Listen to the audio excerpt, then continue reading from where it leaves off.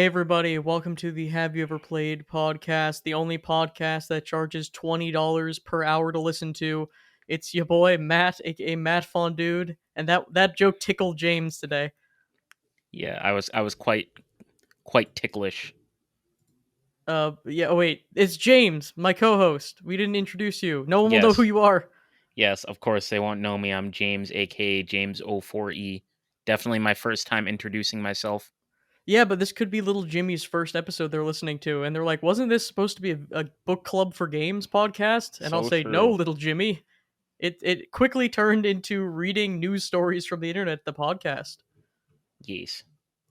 And yeah, we were before the street or before the podcast started. We were looking at a news story about Overwatch 2, and we'll talk about our weeks after this. But I was just reading the headline of Overwatch 2 has a pay to lose skin, which piqued my interest. And apparently, there's a skin for it looks like Widowmaker that Mhm. costs one. It costs $20, which is interesting for one skin. But apparently it's like a Medusa skin, and apparently it actually just makes noises, and so it makes it less optimal to use the skin.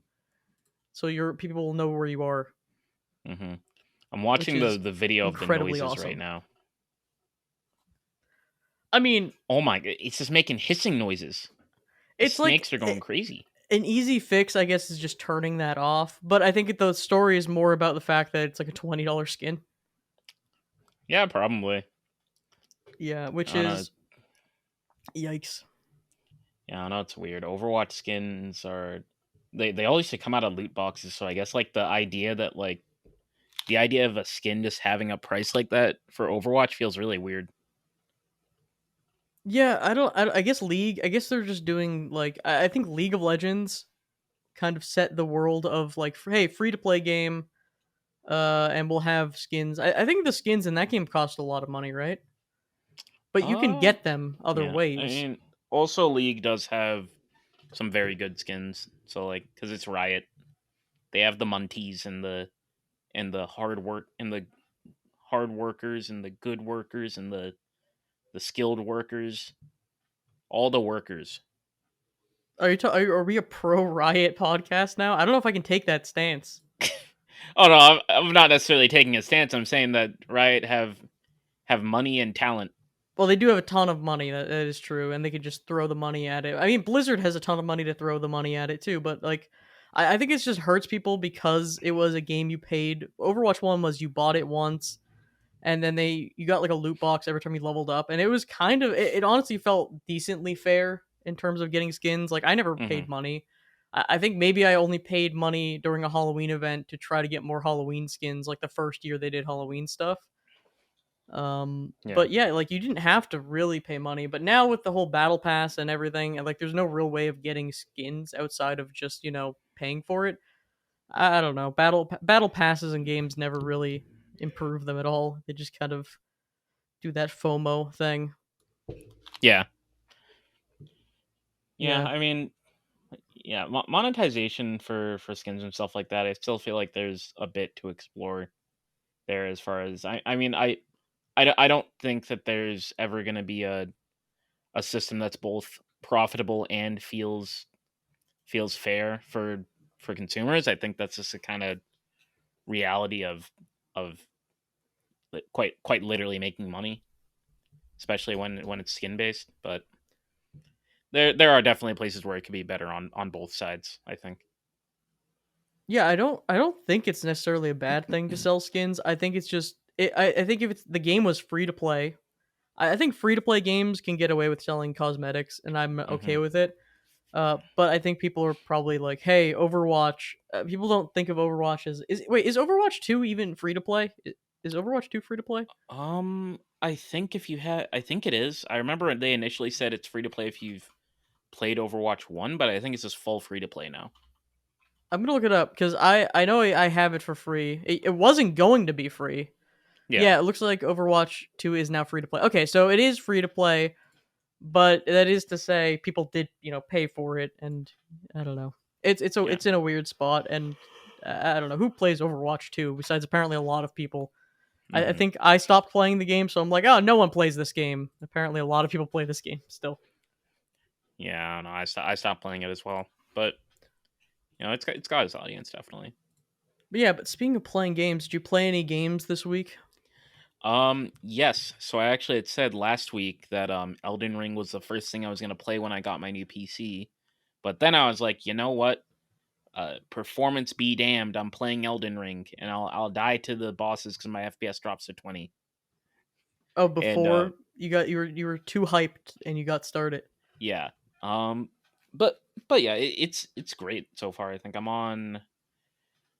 The last boss I fought was like the dog with the magic, like he can make a sword in his mouth or whatever. I don't remember the name, but yeah, I was That's in like the probably one school. of the like temple like random side area bosses. I think it's a main. It was a main boss because it was in the school on the way to the place where you turn in the talisman or the you have the two halves of the talisman and you present them in front of the altar or whatever. Oh yeah.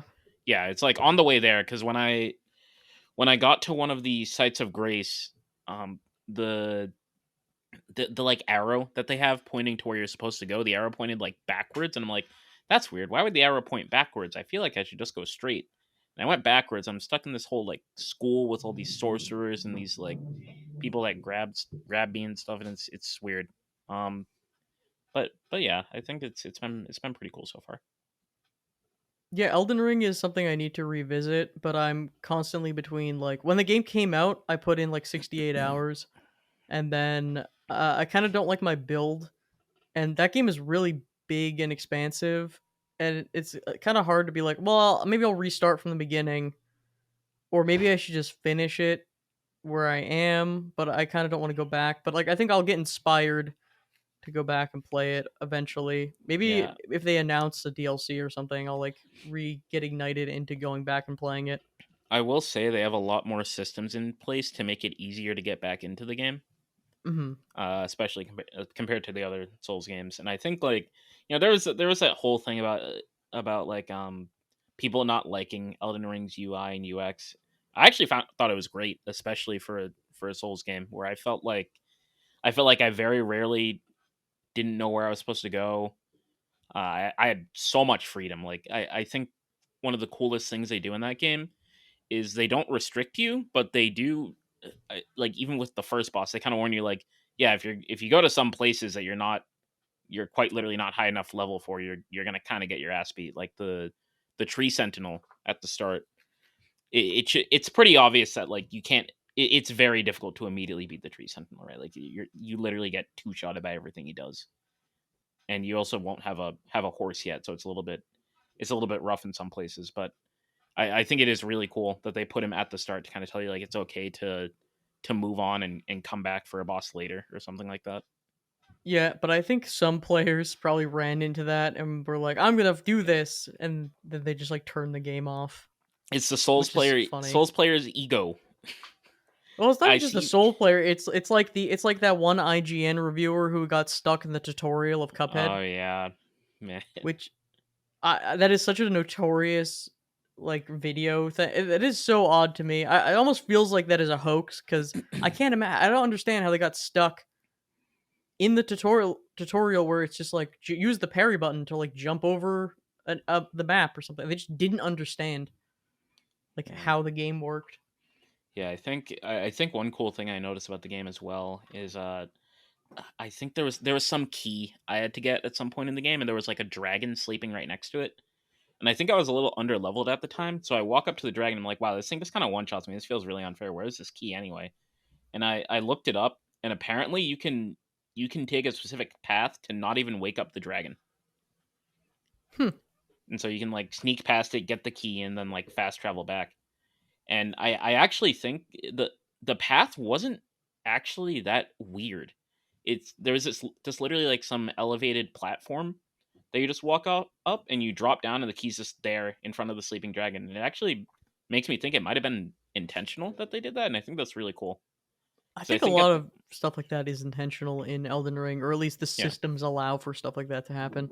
Yeah, I think in most Souls games that stuff is like both not as frequent and it's also sometimes unintended. It's kind of more often than not it's speedrunny stuff, but Yeah, I think the way that they executed it in Elden Ring is really cool. Yeah, I think Elden Ring really has that openness to it. Like the stuff you're describing, I can't even picture. And I played like a good chunk and like did a lot of story critical stuff. Hmm. And you're describing like the dragon, you need to get the key. I'm like, I don't even remember what you're talking about, or if I even Yeah. encountered this thing. And like I was when I started the game, I was on a quest to find a large club or like a hammer, Hmm. and to get one, I had to go to like a late game area called like the Atlas Plateau, and Oh, is it the when Giant Crusher? it's like called like the Giants Club or something like Yeah, that. yeah. I want to get that weapon later as well. Yeah, so I was like, I'm gonna start. Well, this is when Elden Ring came out. The wiki had the item on it, but it didn't even have like where to go or like information. Oh no. So I had to figure out how to get there, and to get there, obviously, you need the two medallions, and you do all that nonsense. So I Hmm. did all of that before I think beating the first boss. Like the first, well, I did a bunch of stuff, but I don't think I beat the first like actual boss because you could just walk around the first boss. Yeah. So I did a bunch of nonsense, and then I think that also kind of burned me out of the game because I made the exploration like it was a giant running fest, and then when I got to Hmm. the actual place, I couldn't really kill the boss that had the item I wanted, so I Yeah. settled for like there was another giant club that was also in that area that you could just pick up, Hmm. which is that's always been a Souls thing where it's like, oh, I want to use this weapon from the start of the game. Okay, well, this weapon is located 400 hours into the game, and Yeah. Elden Ring is less like that because you can just go run and get it. But like a game like if you're playing like any other Souls game, like some Souls games, you have to get to one of the like last areas of the game to get one of the items that you want to play with. Yeah, I think it's just because they want you. For the most part, I think builds really come together in New Game Plus in Souls games, whereas like the first playthrough is really just you'll usually find like your second or third choice on the first playthrough and like kind of work with that for a while. I do think one thing that was a little funny to me, and also I maybe didn't like too much, was the so normally in Souls games you obviously have to collect the whatever the item is to get more flasks or get make your flask like heal more or something like that.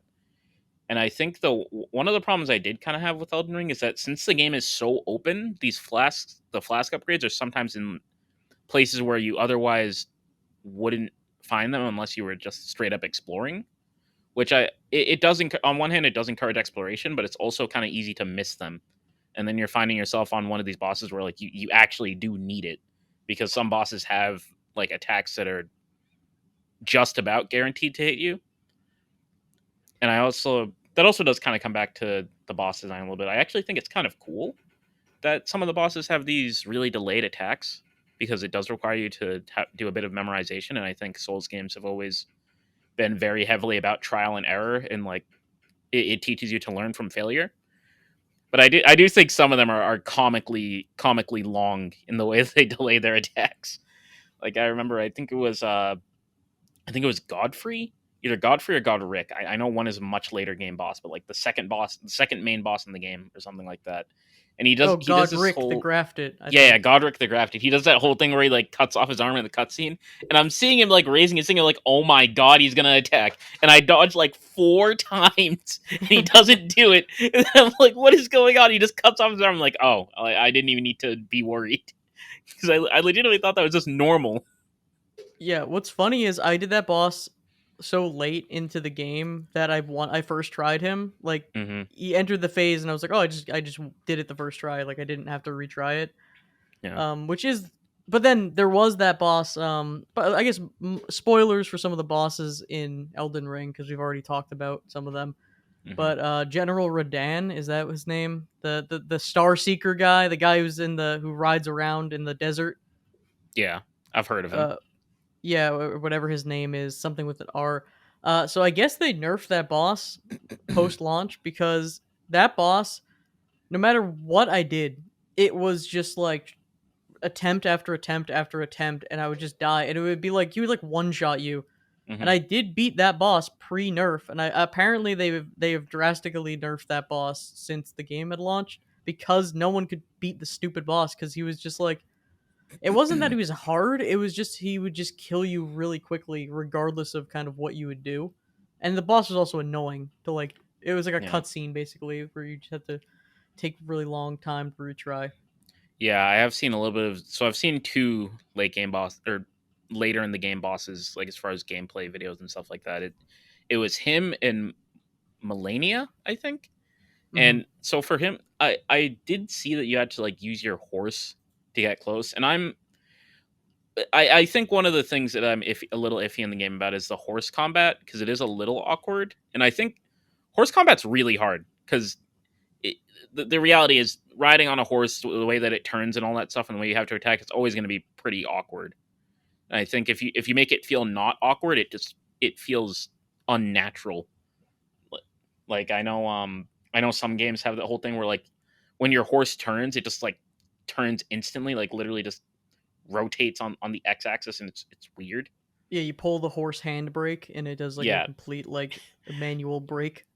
yeah, yeah. Instead of like actually turning around like a real horse has to because it's a four legged being.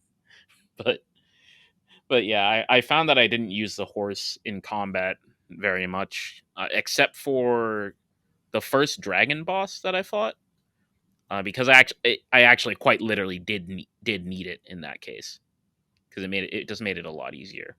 But yeah, and then also what I saw of Melania, it looked like a nightmare. Like I actually think it looked like stuff I have never seen in a Souls game before. It looked insane, like actually undodgeable stuff.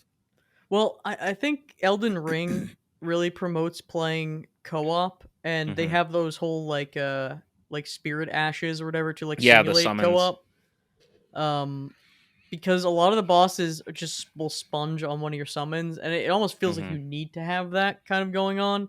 Yeah. Um, and also, it's like the game facilitates co-op, and also I think it really wants you to spec into either Faith or Int, so you have 4,000 spammable spells. So Hmm. you and your buddy can just like throw 100 spells at a boss until it's like instantly dead. That Yeah, from what I've seen, they were very big on spells this time around. yeah, it's kind of like I kind of want to restart the game and do a build like that because I did a pure strength build with the faith. I did a little bit of faith because I did the troll hammer, which scaled with faith, and I started to do some faith stuff. Hmm. But it really felt like doing strength was a mistake because in every other Souls game and Bloodborne and every Soulsborne game, strength has always been my favorite, and I've used it. And being Yeah, slow is same here. fine. But in this game, it's like your only attack is like jumping heavy attack, and some of the enemies like there are some enemy types that I think there's an enemy boss that appears multiple times. That's like this rock horse thing that like kicks and jumps around. Hmm. It's not really a horse. It's like this rock creature that like kicks and runs around, and it's like it feels like when you have a heavy weapon, you can only jump attack it or hit it with your horse, and it just sucks. Like you're not fast enough to really hit it. It'll just run away from you. And Hmm. it's like, well, I could get really overpowered and kill it, or it just feels like this game favors faster int kind of weapons more. Yeah, But I don't so know. yeah, for me personally, the way I've always viewed strength weapons in like Souls games, I've also always done pure strength builds. But I think that with the way lots of the bosses have worked, I think the intention is that you're supposed to like you're literally just supposed to get hit. I think I accepted that in like in Dark Souls 3, where I sat there and I'm like, well, I literally can't attack fast enough to attack and dodge, so like I'll just trade with the boss. I'm fine with that.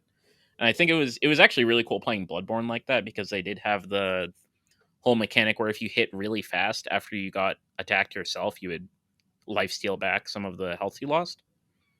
I think there's also a talisman for that in Elden Ring. But Yeah, I think so too, but it's not that good, or yeah. it's not as powerful, obviously. But yeah, I did find that also the bosses having a posture like in Sekiro made it doesn't make it easier because obviously the bosses are crazy in this game. They hit a lot harder. They do more unpredictable combos. The AI is actually really smart in Elden Ring. It responds to a lot of what you do. Like quite literally. There's no way to predict some of their mix ups. Like it's the exact same startup for a combo, and then they'll just do something different sometimes. or like they'll delay the attack more. Yeah, I've found my strategy is usually just playing for a stagger or something like that, and then doing like a riposte or something or a few attacks, and then going for a heal or something like that. Um, but yeah, about the summons things, so I remember when I first started playing Dark Souls, I think it was our friend Peter that introduced me to Dark Souls, and he basically said, if you use summons, you're not a real Souls player. So I was just always so against using summons, and but I think there was one boss where I think it might have actually been the dog in the school where I had taken a lot of damage from the guys like walking up, and I'd realized like, wow, I've been walking a long time since my last sight of grace, and then I walk into the room, I'm like, wait, this is a boss. If I die here, I'm gonna be really mad. So I just said screw it, and I just used summons. The boss was way too easy, and I'm like, wow, the game was not. You're supposed to use these, but also the difficulty of these bosses doesn't necessarily scale with multiple targets. Yeah, and I mean, I don't really like to have player summons in when I'm playing the Souls games because it does feel like the bosses aren't really designed to handle more than one player. It kind of will Yeah. cheapen it in a way. But Elden Ring really wants you to use those summons, and I think it's a way to balance like some bosses. If you're too underleveled to do some bosses, you can get away with it by at least chipping like half of the boss's health away with the summon. Like you just leave your summon out. You can kind of get half of the boss's health down. Then you can have the real fight. Hmm. And I think that balances out a bit. But when you're a high enough level and you fight a boss and you can like kill it in 5 hits, yeah, like putting out a summon does trivialize it. Yeah. I think it is pretty necessary to have those summons though, especially because this game is so accessible to newer players that I think it helps a lot of Hmm. new players. Yeah, I did read an interview with Miyazaki, and he did talk a little bit about how they're very adamant about not adding a difficulty slider because they want everybody to have the same experience. But they did say that the summons are there, not simply to make they kind of are there to make the game easier, but it's so that everybody can experience the entire game. Basically, like they don't want people to be like quite literally unable to finish the game and not able to share that experience with people because everybody's supposed to have the same experience as you said before. So somebody missing out on a whole section of it is could be a little frustrating for discussions and things like that, and it makes them feel left out. Yeah, that would Um, be really frustrating if a FromSoft title had some weird arbitrary rules in order to get some extra content and like see the actual ending of the game. It man, would be really frustrating if you had to collect a bunch of rice and eavesdrop and then talk to yeah, the snake and then kill the snake. But did you talk to the old man? Oh no, well actually that locks you out of all the game content. Yeah. Sekiro was yeah, it I was don't weird. even know like It, honestly, I got to the point in Sekiro where I first of all, I still don't even know if it's called Sekiro or Sekiro. I I've think heard it's people go Sekiro. either way. And I got to the point in that game where I was in that end game where I'm literally looking at a guide on how to unlock the final stuff to do, and Hmm. I still was like, "This is just too much." And I just turned the game off and never looked back. I think a lot of Yeah, people did that. yeah. I think Sekiro was a really big experiment for them. I think it was kind of them getting all their getting a lot of their difficulty stuff sorted out because I think that game is the most heavy. It had the highest requirement for just raw mechanical skill. Like it was a lot about like reaction time and stuff. You could not get through that game just by memorizing bosses' patterns. Like there were times where you literally just needed to have better timing. Like you died because you did not press your buttons well enough. Well, I've seen a speed run of that game, and they can literally just it's like if you're good enough at the game, you just can parry like every attack. You just know Yeah, all the attacks, and you can just play through that game with like not that much issue, which is my pretty cool. That you can yeah just start a fresh save and just beat everything. my favorite is the people who do like the level one runs and they literally walk around the bosses. They don't even dodge or like parry or anything. They just know the patterns that well. It's like, yeah, at this precise angle, you literally cannot hit me. I don't even need to dodge to be here. I'll calmly walk there. Speaking of speed running, it is games done quick time once again. I haven't watched any games done quick yet this year. Ooh. I was kind of putting it off. I think maybe I'll start after the pod. I'm Mhm. looking at what they were playing. They were playing some good stuff. They actually played Symphony of the Night. Ooh. Uh, apparently is one of the first games. They probably did some sort of other run, not the main run. Mhm. I'm looking at what they're up to right now. Let's see. Just for the fans at home. Right now on the schedule, as we were recording, they're playing Bomberman 64, and they're gonna be playing Onimusha, and then other games as well, and Yakuza Ooh. later. Wow. Okay. Lots of weird games. Pog. Have you watched any of the games done quick marathon stuff on Twitch? Yeah, I don't remember exactly which ones I watched. I remember there was some event going on where I really wanted to watch. It was some either some like I don't know. I guess it was just like a marathon, but I think there was something special about it. But it's been a while, so I don't remember the details. Yeah, I for a time I would watch games done quick like almost a full event like every year. Mhm. Like I would try to like games done quick and summer games done quick. I would try to catch the stream and watch as much as humanly possible. And I think what happened was I was falling off a little bit. Then the COVID happened, and they did I think always online. They did like an online only thing for I think two of the events or maybe three of the events. And Mhm. the online events were cool because people from around the world could participate, but it wasn't the same energy as being in person. There wasn't like a crowd, and I don't know. I couldn't get into it as much. Yeah. Um, I set an alarm for this year to start watching it when it started, but then I just couldn't.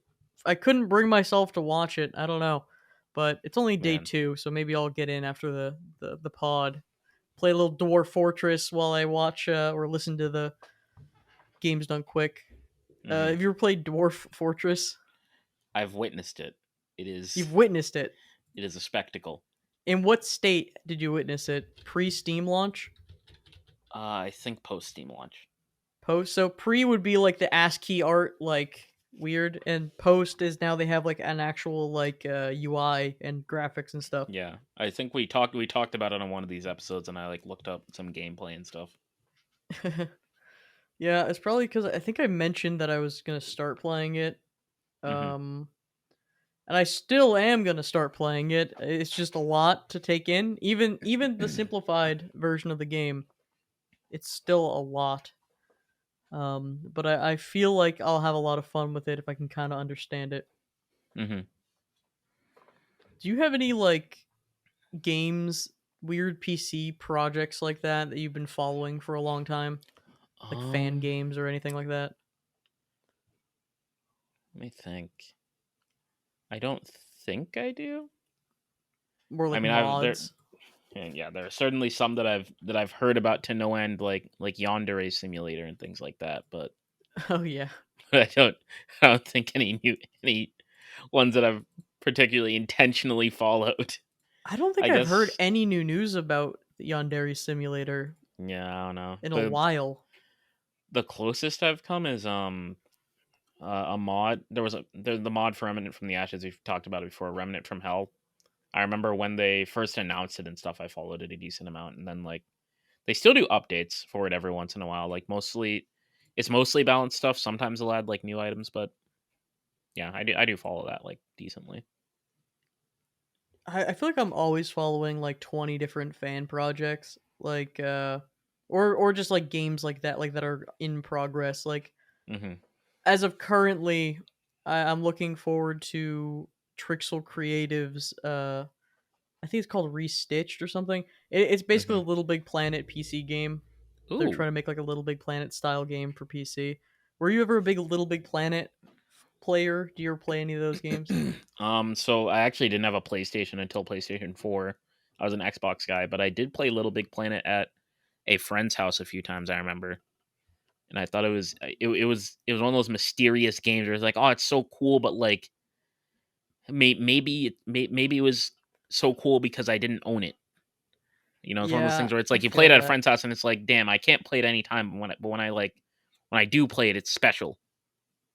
I had that exact feeling with pretty much the entire GameCube life cycle until I had a Wii because I Mhm. had like a Nintendo, like a regular like NES, and then I was a PS2 guy, and I would always look at the GameCube boxes, especially like Paper Mario Thousand Year Door, and I would always be like, "Oh my god, the game looks so crazy!" And they would have kiosks set up at like the game stores where you could play games, and Hmm. I would always be like, "Man, this is crazy." And then when the Wii came out, I I probably got into GameCube at the best possible time because the Wii had just come out and everyone was selling their GameCube games. So all the Ooh. games that are now like hundreds of dollars were like $5. Like I got Pikmin 1 and 2, each of them for like $5 used. I got like Mario Galaxy, Luigi's Mansion, like every one of those games for like a couple bucks cuz no one cared cuz the Wii just came out. Hmm. So everyone was just selling like these iconic games that are it's so crazy with collectors now, just like the value in which they are being sold at is insane. Yeah, yeah. If they just waited even 10 years, they'd be rich. Yeah. Well, that's the thing. I have this theory where it's like if you just buy like right now, if you buy the OLED Switch and just keep it in a box, in like 10 years you could sell that for like triple the cost or more or whatever. Yeah, J- like every console like that, new in box or like a variant, will always end up paying off. Maybe not the Wii U, or maybe the maybe Wii U will not the be Wii U. extra rare. I don't know. Yeah, there's definitely somebody who's holding on to their Wii U right now, waiting for the value to spike. Well, think about it. Like the Game Boy Micro, which came out during at the time of the DS, and was just a small Game Boy that no one really bought. Each of those they held their value. They're about like for the base model, it's like $100 or something on eBay. Hmm. And for the Famicom like Japanese edition, I think like new in box maybe like 400 or more. Well, Oh maybe my not new god, in box, but like a Famicom one, maybe like $400 or something. the Game Boy Micro is tiny. It's like I a have a Game Boy Micro, and it's honestly too small to really even play anything on. yeah, yeah, it's like a McDonald's toy or something. Yeah, it's smaller than this. I have the Game Boy Micro behind me, but it's smaller than this tin of mints. It's like an Damn. Altoid tin. It's like smaller than that. It is. Yes, I for the actually people watching just the podcast, the tin of mints was very small. well, yeah. If you have a tin of hold up your Game Boy Micro at home if you have one, or if you have a tin of Altoids or other tin mints, it's a smaller than that. Um, yeah, I recently like maybe 2 days ago just bought a copy of Kingdom Hearts Chain of Memories on Game Boy, which I just didn't have, and I didn't need to buy a copy of it. But I was like, maybe I'll play Chain of Memories on some device, right? Hmm. And I was just looking up for curiosity, like, oh, if I want to own this for collecting purposes or to play it on original hardware, like I would play it on a Game Boy SP or something. I was just looking it up, and usually those games, like, I would. How much do you think Kingdom Hearts cost on GBA uh, Chain of Memories? at least $12. Okay, that was a good guess because I think it cost $13. Damn. Um, but what I thought you were gonna say, and this is like a lot of other games, like Mario World, it's like $50, $60. Like people are charging like crazy prices for anything, Hmm. and I was just like shocked that a Game Boy game of a popular franchise was so cheap. So, For some reason, when I was looking up Game Boy Micro in like the shopping recommendations or whatever, like above the images, I got there's Pokemon Outlaw for Game oh Boy Advance yeah, for 23.99. I'm like, wow, this looks very illegal and fan that's made. the one with the cool Misty picture, I think. Yeah, Yeah. cool is one way to say it. There's a bunch of there's a weird market of people who make physical cartridges for ROM hacks, Hmm. and it's pretty cool. I think that Pokemon Outlaw you play is like Team Rocket or something. I Yeah, don't know if it's good or terrible. I don't know. There's some good ROM hacks, and then there's some ones that are like questionable. it's a Um, T-rated Pokemon game. it's a damn Pokemon game. What? I'm looking. There's this like gameplay screenshot of it, and it's just dialogue, and it says, "I need crack. Dot dot dot crack. I'll blow you for some crack, man." It's Pokemon but gritty. Oh my god. Your crappy life is about to get a little less crappy, See, this is what modern Pokemon is missing. Like, honestly. we need homeless people begging for crack in the streets of whatever region they're going to. Oh my god, yeah, this game had prostitutes and everything. This was literally Pokemon GTA edition.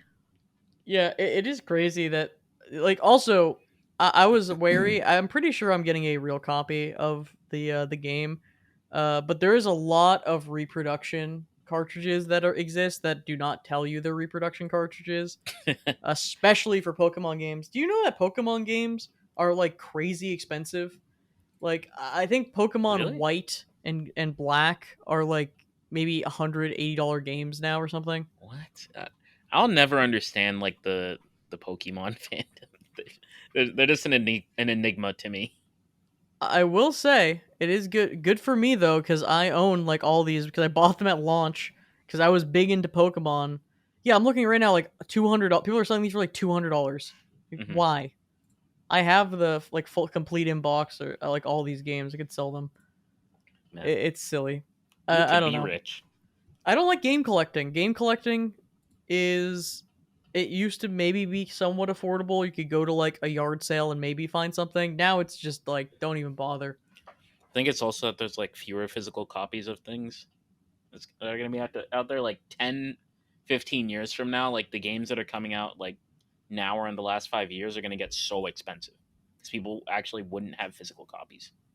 Yeah, I don't buy anything. Like, I think Switch was the first console that I went just like I had one physical game and I went all digital just because Hmm. I'm like I don't care. Yeah, Collecting is cool. I don't have a space for it. Whatever. yeah. I think GTA 5 was the game that made me start going digital because my parents didn't allow me to buy it at GameStop, so I just got it off the Xbox store. Yeah, I mean, says the guy who is now collecting like records and stuff, which are just even more impractical and take up more space.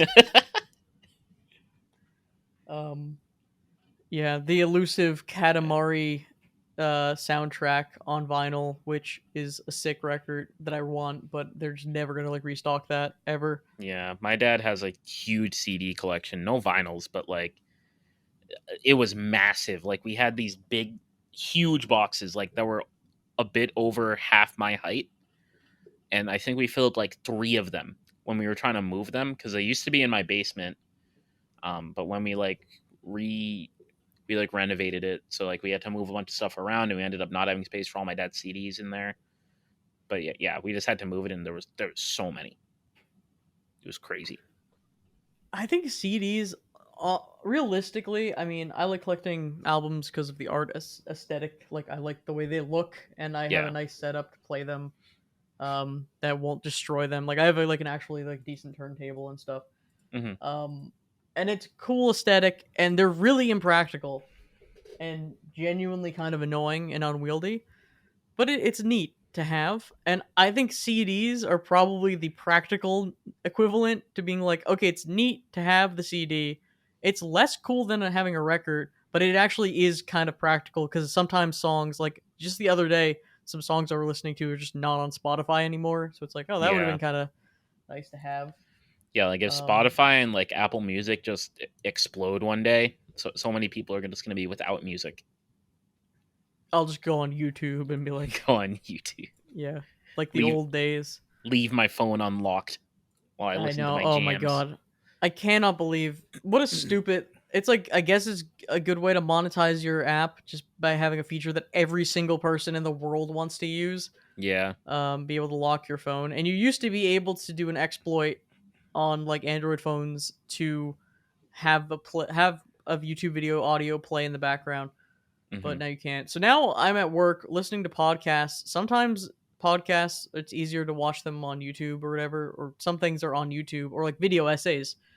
And I just have to put my phone in my pocket on with this like the video open and just Hmm. that's how I deal with the day. Just what a waste of everything. Yeah. I'm just listening to audio. I wish I could turn my phone off. And I'm sure there's some sort of third party app that I don't want to download that'll let me do it on Android. But yeah, I think I Yeah. might have to make the switch back to an iPhone, which is a sad thing to say. Sad. Yeah, I Um, have. I have an iPhone. I think 8, maybe. I don't know. Ever since the iPhone X, I just don't know the. How do they even track the numbers anymore? Like, what are the new I iPhones think it's called? now Pro. It's like the iPhone whatever Pro, Pro Max, like Yeah, basic, novice, your poor edition. I think they're just labeling them like that, where it's just like you have no friends edition, stink fest yeah. edition, and then it's like literally they're literally named like level 100 mafia boss or level 1 thug edition. Like God. which one are you gonna be? And they both cost like like $2,000 for a phone. Yeah, I remember I had an iPhone 5. I got it in 7th grade, and I had it until my second year of college, where I accidentally slept on it, and the screen just like stopped responding. I remember the way I found out was because I accidentally video called a group chat, and I couldn't turn it off. Amazing. It was so weird. Like, yeah, it was crazy. And then I just got this new phone that was back in like uh late 2018, I think. So I've had this phone for a little over 4 years. I'm pretty sure the only iPhone I had was the iPhone 4S, and I had that for years. And then I dropped like I put it on a trash can, and then it fell and shattered like the screen. Um, Um, I had that for a long time, and then I got the Galaxy. I went the Galaxy route. I had the Galaxy S5 for years. It was great. Um, yeah. and then it just started like destroying itself. Like it just wasn't working. Um, and then I got the S9, and I was like, this is Hmm. a great phone. And then the S9, the OLED screen or whatever, it was like QLED. It was some sort of OLED ish type screen. Just started going green, and the screen just wouldn't work. And I guess it was just a screen defect. It's like, yeah, this just happens. And I think that was for like two Yeah. or 3 years. Like it was ridiculous. Yeah, my Um, iPhones have actually been pretty sturdy. I've only had two iPhone cases, one for each iPhone that I've had. I drop my phone all the time. My old phone, I had like a screen protector, but this one I actually haven't. I actually haven't had one for 2 years, maybe. Yeah, I don't know. It's very lucky that somebody as clumsy as me has not shattered their phone by dropping it yet. yeah, I mean that's never really been an issue for me. I except that one phone. My issue is just like so I have a Google Pixel 5G whatever 5 the 5 that they re-released or something. I'm like this phone's great. It has 2 days of battery life. It's awesome. I really like it. The problem is I'm why I'm saying I'm like maybe I'll go back to an iPhone is that every single person in my life is constantly being like, "Oh, if you want to FaceTime me?" I'm like, "Sorry, I can't FaceTime." And it's like, "I can. Let me go into the web application that's like doesn't Oh work." no. And it's like, "This doesn't work." And they're like, "FaceTime me." And then when I say I can't, then they look at me like I'm the dregs of society and they don't talk to me anymore. Then Man. they also are like texting me and they're like, "Oh, this guy has the green chat bubble." Got to Oh that's red no. flags, red flags. Red flags. Hey, Yeah. want to play an iMessage game? Oh, I can't.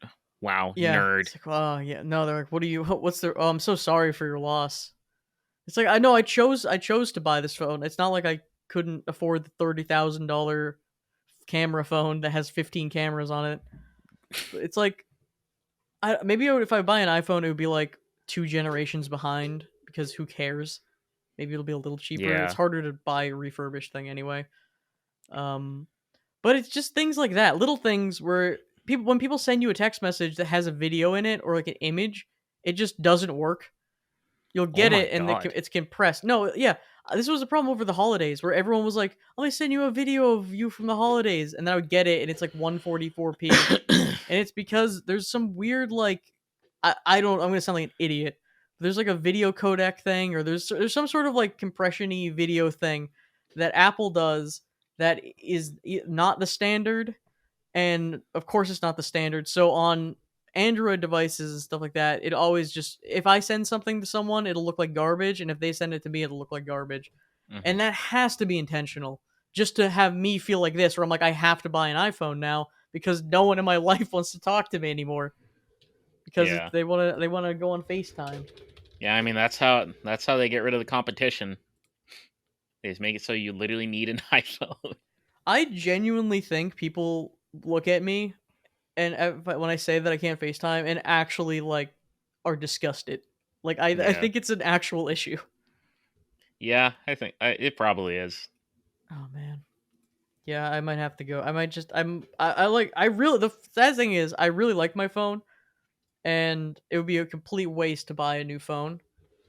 But maybe if this phone horribly breaks or something, maybe I'll make the switch. Because at this point, I used to have the Android stuff for like I'll put emulators on it. I'll do like I'll have my own like I could put apps on it or something like that. It's like I don't do that anymore. I just call people, and I think it would just be Yeah. nice to be able to FaceTime people when they ask me to. Yeah, Yeah, that does sound nice. yeah. That I think it kind of maybe that's just the move. I don't know. Anyway, that was my rant. What are you up to, James? What's your current thing? Uh, Besides Elden Ring, not that much. Just chilling. What's your hottest take right now? My hottest take. Oh boy, Do you have I any got to good dig food deep. hot takes? I got to dig deep for this one. But not too deep because I don't want to be silly. While you dig deep, I'm gonna look up more icebreaker questions to see if we can find some more. Oh wait, if we can find some more Elfster type websites. Elster type websites. I Oh, found a website called Museum Hack, which I don't know if this is. Wait, how about awkward, weird icebreakers? oh, that sounds great. What's Okay, I do have my food hot take. okay? So we're just coming off the holidays, so this is relevant. Pumpkin pie sucks. I like pumpkin. Wait. I like cold pumpkin pie. Hot pumpkin pie is disgusting. Pumpkin pie is a vessel for whipped cream. I really actually like a. Honestly, I don't like that many pies. I mean, I'll eat it. I like it. I'm not a huge dessert guy in general, Hmm. but I actually do like a piece of pumpkin pie. I'll have it like maybe, and I think you can eat it for Christmas and or Thanksgiving. Yeah, Hot pumpkin pie, I hate. I yeah. really Hot don't pumpkin like pie how sounds it tastes hot. awful. I know, no, I'm not crazy about pumpkin in the first place, so it is a little skewed. But Hmm. I don't know. I just feel like it's for those people that are really into like the fall season. Like my pumpkin spice lattes and all those things. It's like, man, see an apple pie or like a blueberry pie or a cherry pie or like I don't know some other fruit pie. Do None of this you like pumpkin stuff. cheesecake? I do like cheesecake. Yes. Okay, so it's not like I would consider that a similar texture. So it's not like a texture thing. It's just a Yeah. No. taste of Yeah. pumpkin It's pie just a thing. taste. Pumpkins are vegetables, right? It's a gourd, I think. Is a gourd a what is that considered? Is I don't. gourd its own thing? So Is a okay. pumpkin a Okay. gourd? Is it like a square and a rectangle kind of So situation where the answer is all pumpkins are gourds? a pumpkin, from a botanist perspective, is a fruit because it's a product of the seed-bearing structure of flowering plants. Vegetables, on the other hand, are the edible portion of plants such as leaves, stems, roots, bulbs, flowers, and tubers. What's a tuber? A tuber is like a potato or like a sweet Oh, potato. wow. Apparently, a pumpkin is both a is technically a gourd and also a squash and a fruit. They're Big. categorized as vegetables because of their taste. That sounds very American. But yeah, anyway, so I can say it's a vegetable. So if you're putting vegetables in your pies, you're doing it wrong. I will say, I mean, what about like meat pies and like savory pies, which are great, Like shepherd's pie and stuff like that. like a shepherd's pie, cottage pie. I mean, that's Yeah, kind of a different vibe too, because that's like a yeah, because mashed it's potato not like base, dessert. like a chicken pot pie or Oh like a yeah, I pie love like chicken that. pot pie. Yeah, I like That chicken that pot hits. pie. I just had shepherd's pie like a few nights ago for dinner, actually. Now, was it real shepherd's pie with lamb, or was it a cottage pie, which is a common It was from misnomer? Costco. So it was probably a cottage Yeah, pie with beef. yeah, it was beef. It was definitely not lamb. Yeah, that's a common misnomer. It's one of those things where Mm, it's like the only people who correct you are people who are annoying, like myself. No one's yeah, gonna like it's just a thing to be a jerk about, or maybe like a trivia question. I do like lamb though, so I would love to try that someday. My only problem with lamb is the bones. Literally, like I I think my problem is I can't always tell where the bones are. Hmm. Like, normally I'm fine with bones, but like when it's confusing, when it's a gamble that I'm like I might be biting into bone, I might not be biting into bone. Sometimes it's the little bone pieces. I don't know what they're actually called, but Mhm. yeah, that stuff gets me sometimes because I'll like See, swallow and it'll be really sharp, and I'm like, oh man, I thought you were gonna ah, say, "Oh, my only problem is maybe the ethical concerns of murdering no, baby no, I'm cows fine or with that. baby goats, I'm fine with like that. veal and lamb." My my You just went right parents, for the yeah. No, it's just my only problem is I wish they deboned them harder because I'm getting some of these tiny like pediatric bones in my mouth that I'm choking on. yeah, I yeah. my parents are actually interesting because they both like their meat like well done because they don't like any red. They both think it's blood. It's for those of you It's that don't not. know, the red is actually not blood. It's I believe it is hemoglobin and water actually. Mm. It's Um, delicious. but the really funny thing is my dad whenever he eats anything with bones, he like eats the whole thing. Like he sucks down the bones and all that stuff. Like he eats like the parts that are like really hard to like swallow, like the Oh, the cartilage. yeah, the cartilage. That's what it is. The cartilage. Yeah, he munches on the cartilage. He goes crazy. Like you'll always hear the crunching and stuff when we're eating dinner. My mom hates it because yeah, I'm pretty sure she's not big on the whole like reminder that yes, we are eating animals with body parts and things like that. Especially He since she's a doctor, he knows how all that uh, stuff works. he So it doesn't is swallow kind the of funny. bones, right? Uh, Usually he does Why not. are you pausing? You're not supposed to swallow the bones. You're just Usually supposed to he eat does the not. crust. Usually he does not swallow the bones. It is Yeah. not. It is not a guarantee. I think especially when my mom is not. Well, if my mom is around, it is probably a guarantee he won't swallow the bones. But sometimes when we're eating dinner without her, it is a You gamble. I get eating the cartilage. That's called being efficient with like a chicken wing or something. You don't just like down like neck a bone. Oh my god. Jeez. He's just adding bones to his collection. He's like, "Oh, I want some extra His ribs." collection. He don't doesn't he have enough bones in his body. Oh man, how does your how does like digest? Can you even digest bones?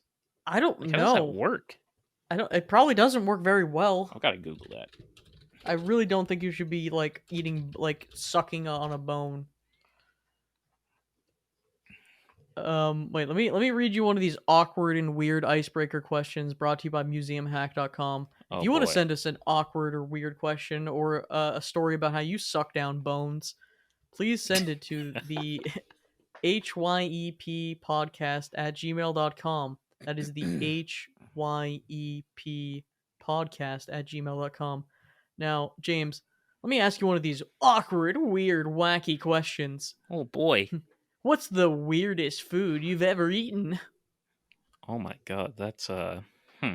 That's a pretty spicy question. I've had like pig intestine before at an Italian place. Italian, that's interesting. I would have Was it? said more like an Asian style place. Italian, I can't think of a pig intestine dish. Oh, or was it tripe, which is stomach, like Uh, stomach, I the can't cow stomach. remember actually.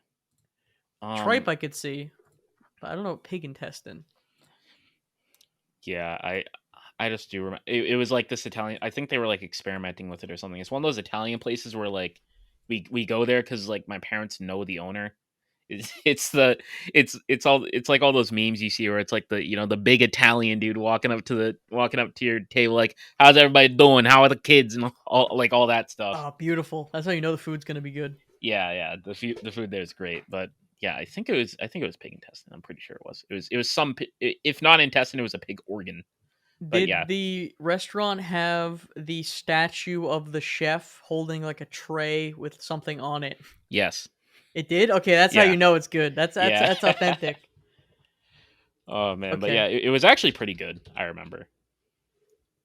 Yeah, if you can make intestine good, like I was probably also gonna say intestine. Where I when you go to Korean barbecue, all bets are off. You're just throwing whatever in there.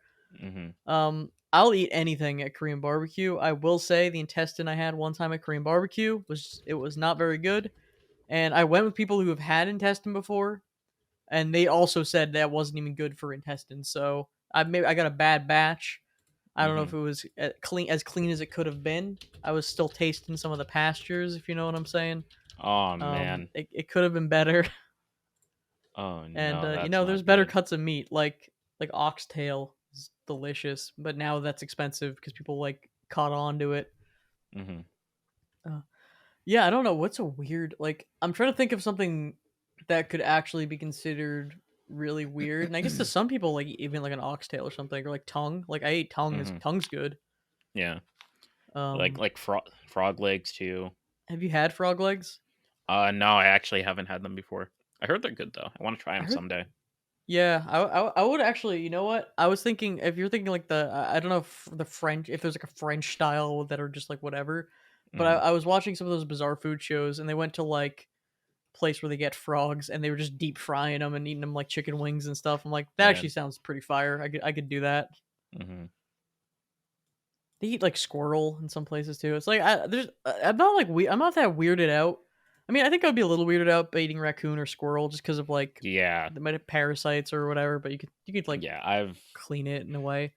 I've had some experiences with raccoons. My last year at college, that I would always, whenever I would take out my trash, there would always be these raccoons there, and I'd have to do the stare, like especially at night where you go out and you just see the eyes like light up, like the moment you Oh open the god, trash, and it's like, well, shit, like I can't just drop my trash on top of them. I think I'm gonna get jumped by a bunch of I've raccoons. I have so many late night dumpster stories Yeah. about just like yeah raccoon. There was one raccoon that lived in dumpsters near me. Hmm. That never. I've had one issue where you like go to throw trash and then a raccoon jumps at you basically, which is Yeah. horrifying. Yeah. That's Um, always a nightmare. definitely my craziest tale was I was walking to a dumpster and I was around a bunch of drunk like students basically. Hmm. Was the vibe, the general area. But there was just a dumpster and I was walking over to the dumpster and there's this drunk guy like leaning over in the behind the dumpster and I'm like kind of walking over and he's like in a like a spotlight and I look up to him and I'm Yeah. like oh hi or something because I'm also like kind of tipsy and I'm pretty sure I was like I think he like we like made eye contact and I think I said like oh what's up or something and he said like what was up and I didn't realize it and I looked down and he's mid urine he's like mid pissing behind the dumpster and I'm just going up to this guy and just trying to like start a conversation with this man who's just standing behind the dumpster very very drunk and he's just like pissing on the ground and I'm just like hey what's up and yeah that was definitely an experience Hmm. um, and of all the places to go to the bathroom, right? I mean, behind a dumpster, I could see that, but don't go behind the dumpster where there's a spotlight. It was like he was in light, like he was like under a street light. Like there was shadowy areas, and they're also right near. It was also right near the woods. Just walk 1 foot, you're in the woods. Hmm. Why did you pick the one illuminated spot that is like a residential area where people are gonna be like a walking path? I guess he wasn't making the greatest decisions in the world. If you find Yeah. yourself in that space, you're probably not thinking straight. Yeah, probably not. There's definitely a place only drunk people will go to. Or wait, sorry, I want to ask you this Christmas icebreaker question because I just saw Oh it, even no. though it's not even relevant. Do you prefer gingerbread people or houses?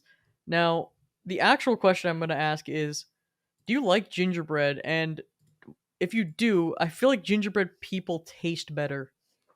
I don't know why. So it depends. Are we just talking like raw taste, or are we talking like the experience of like making them, Eating it, just eating it. eating it? Do you like gingerbread? First of all. It's all right. I don't mind it. I think gingerbread is sometimes a vessel for the things you put on top of it.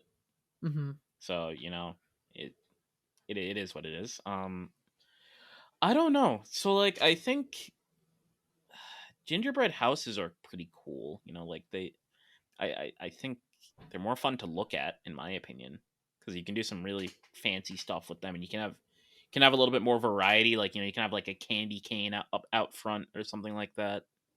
A Mm-hmm. little bit more decoration potential, but also gingerbread people they're more portable. You don't have to worry about like if you drop a gingerbread house, it's a nightmare. Like it's just the worst thing ever. But if you just drop one gingerbread person, it's like okay, we can make another one. Maybe we already had more. It's not too bad. It's relaxing. Whereas yeah, gingerbread houses are a little bit more stressful, but I think it's worth the experience. But also, yeah, it's complicated. Yeah, and gingerbread houses are kind of fun to put together, but you don't Yeah. eat them. Like that's the thing. Like you don't eat the gingerbread Wait, people house. people don't just eat them, really? Do you not eat? Have you ever done one? Yeah, I did them in like preschool, and I remember I brought them home, and I'm like, my parents were like, "This is so cool, wow!" And I just ate it. Okay, well, if you get like really into it and make like a one you want to display, you just don't eat it. I don't know. Maybe people That write is in. Do that is you kind eat of your weird. gingerbread houses? Because I have every time I've tried to make one, and first of all, when you use a kit, they never work. It is always Yeah. terrible and never holds together. They never give you enough anything, and they've and sometimes the cookie fundamental parts of the house will arrive broken, and it's Oh just nothing no. goes well. I've never had a good gingerbread building experience. It is always a Yeah. disaster. I remember I actually think when I was in preschool I intentionally made sure mine was edible because there were parts of the process that used like non-edible things. Like I think they were using actual glue Oh, for I've part of it. 100% used glue before Yeah, too. 'Cause I'm not eating I'm it. like, No, I'll just put some frosting and the gumdrops will stick. Don't worry. I'm I'm eating this. You're not gonna make me eat glue, See, my favorite part of the gingerbread house is eating the candy that's supposed to go on the gingerbread house instead, and then just man. doing that. Eating weird no-name gumdrops or like weird like no-name sweets. I've always been a weird fan of like the unnamed lollipop from like probably made of lead from some factory where like on Hmm. Halloween or something when you get like a pumpkin lollipop that's just a no name like generic brand. I don't know why. I've always enjoyed that, even though Hmm. it's probably made of literally like femtochemical. Yeah. I don't know. We talked about gumdrops for a second. I will say gumdrops are pretty annoying to consume if you're just like having straight gumdrops because they're so sticky. Like they mess up your Depends. teeth. Are they? I'm a gumdrop fan where they're like the sugar coated Hmm. kind of gumdrop, like a dot, like dots, and like Yeah, the yeah, like gumdrops that don't dots. have a sugar coating. I don't like them. Yeah, yeah, I like those. I like them. Like I like the taste, but it's just so annoying how they get stuck on your teeth. Hmm. All right, what's like the worst? What's the worst candy like for I guess like worst like if Halloween candy or something like. What do you not want to get? Like, what's your most hated candy? This will be our last question because we want to get off here for today. Um, she's probably licorice. Not a big licorice fan. Oh, I really? Not a big black licorice? I don't like strongly dislike it, but I just don't like. I'm not crazy about it. Yeah, I like the taste of licorice. I think it's a hit or miss. It's either you really Yeah. like it or you just hate it. So I could mess with some licorice. Um, I was never. I don't like anything that's like chocolate flavored candy. Like candy that isn't chocolate that's flavored like chocolate. I've always hated that flavor. It's gross. Yeah, And I there's a think lot I of know what candy you like mean. that. It's like why would I want candy that's flavored like chocolate when I could just have chocolate? Hmm. And with Yeah, that totally understandable. inspiring words of wisdom, let us end the pod. I've been Matt, aka Matt Fondude. Yes, and I've been James, aka James 04E, aka Licorice Hater, Licorice Bad. Send us licorice to our email box. Send us Uh, pictures of licorice to the HYEP podcast Also, and let us know. be sure to send chocolate flavored candy that is not actually chocolate. Would you even eat it? I would eat the licorice. Would you eat like an awful piece of taffy that is flavored like chocolate? Oh no, not the taffy. No, no, Yeah, I would see, not see what I eat mean? that. No Yeah, one likes yeah, it. Who is it no, for? no. Now that you got really specific, that stuff is gross. All right. Bye, everyone. Bye.